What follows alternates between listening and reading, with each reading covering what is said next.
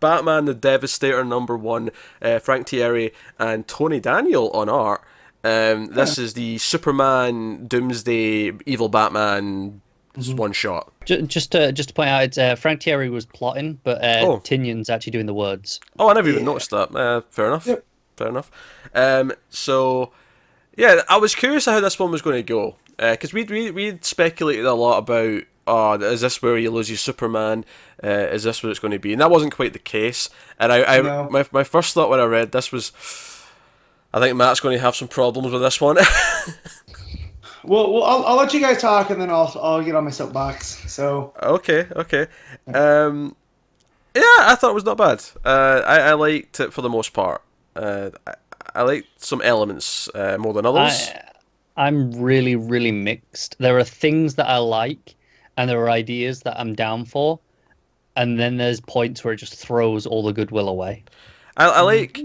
So this comes from a world with Earth -1, I think it was, um, Hmm. where Superman for some reason has went evil. Now I actually kind of like they never actually try and tell you why or how it happened. It's just no, just it happened, and because I feel like if you try and justify it, and you try and tell me why Superman went evil, I'm going to start poking holes in anything you tell me. Yeah, you say that until it says that he took out the entire Justice League and Lois Lane. Yeah, it's So, dark. Like yeah, that's Superman has went completely off the deep end. But and I kind of would have liked a little, like, yes, we just came out of October, which is basically horror month, mhm. and the unknown can be scary and terrifying. But to me here, if Superman did break that bad, and he's just gone full on, I'm taking out everything. Why does this make this Batman bad Well, for taking him see, out? this actually goes back to what we were predicting. I think this is actually still the same thing that we were saying, just in a different sense. It's the loss of Superman as an idea, because when Superman goes bad, Batman loses that beacon of hope that he had, and it makes him feel betrayed. And that's what he kind of talks about his narration a lot in this issue. Yeah, and I get that, but I'm reading all of a sudden he's still, unlike like the Red Death or the Murder Machine or even the Merciless that had that twist. I still look at this. I'm like, well, this seeing what he does in Metal when he takes out the Crisis Tower and seeing his actions here, I felt like there was a disconnect because I didn't feel like this is like a raw. I want to save this Earth. It's almost like this was his final contingency plan, and he just kind of went with it. Like I don't feel like he had that darkness in him like these other Batmen did. Yeah, it sounds like it was actually the Doomsday, because he injects himself with Doomsday virus to fight Yeah, Superman as a last resort, and it's almost like that. Once that takes over, is when he kind of actually proper goes dark. That's yeah, actually the moment that lost me because I was Mm. kind of on board with this Bruce up till that yeah, point where it injects him and then he's like, oh, and it felt whatever he said, it felt something yeah. great.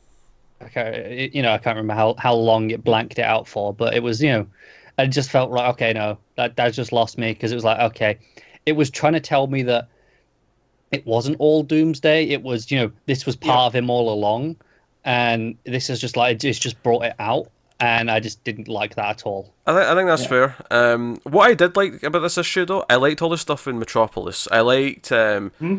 Bruce Wayne Doomsday coming to see Lois, and then all chaos breaking loose. And I liked Supergirl and Superwoman Yeah. and Guardian, who I'm glad they mentioned who it was, because I don't think I would have immediately got Well, the fact that it wasn't Jimmy Olsen, it really throws you. it. Yeah, I mean it's not Jimmy being useless like the TV show. So how is I supposed to Yeah. know who this Guardian was? Well, and I that makes mean, me think too. I would like to see the Guardian pop up in more super books. Like I feel like it's a shame he would have been perfect for Superwoman. yeah, Now that I think back that's on fair. it, When was the last time he's popped up? it's been a while as far as I know. I mean, because Like, that's the key thing here. He popped up, and I'm like, well, who? Oh, it's Guardian. Okay, right, fair enough. yeah, no, that's right. I haven't seen him in the books in a while. I mean, last time I remember seeing him was when I watched through Young Justice a couple of years ago. Yeah. yeah, He's He's in not, that. I mean, this is the first time he's popped up in Rebirth, at least in the books we've been reading. I mean, maybe he's popped up in Justice League where we've not been reading it or something, but I don't Yeah. think so.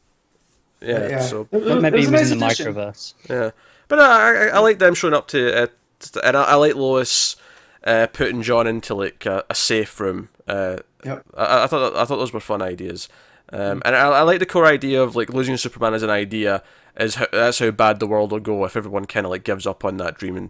And I don't think it's the best. I mean, it's definitely not the best of these one shots by any means, and it's definitely not it's not perfect. Like I think there is some simple things where they're going for the big shock moment value of having, you know, like you say, Batman turning into Doomsday and fighting Superman. You got Superman with the big craggly rock through his chest, you know, for the big death shot.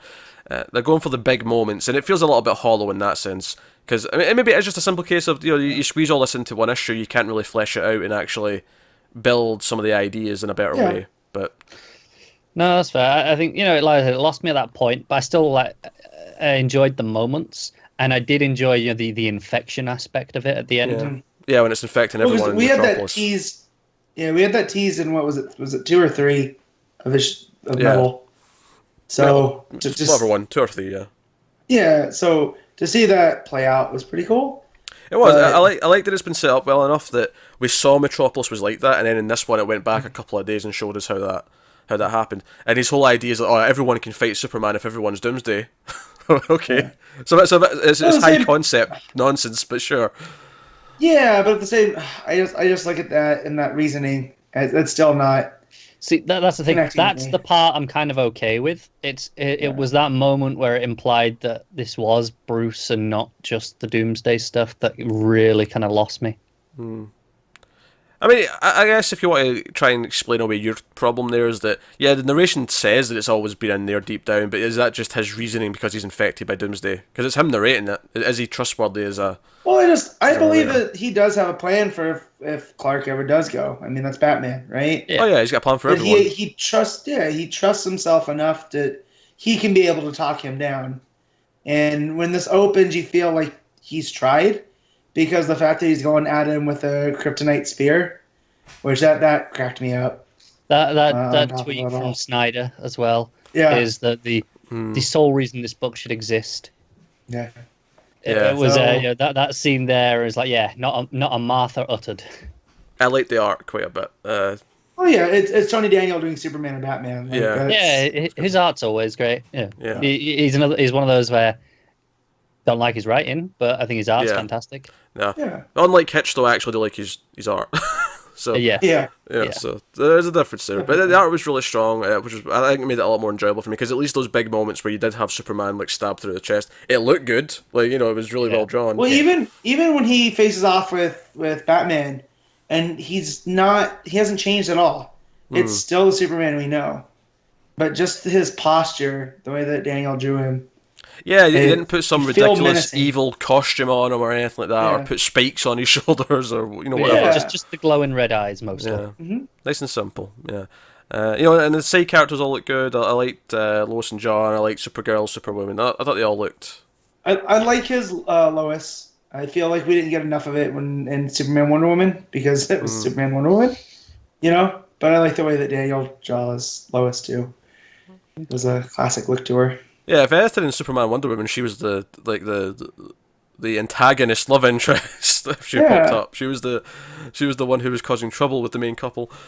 Well, she actually got close with Wonder Woman at a certain point, because she knew Clark better than most. So, that was cool. But it wasn't like she was in every issue. But yeah, no, I miss Tony Daniel. I don't know what he's been working on lately. I know he has Damage coming out, because we got ads for that. Yeah. I'm looking forward to trying that and seeing how it is.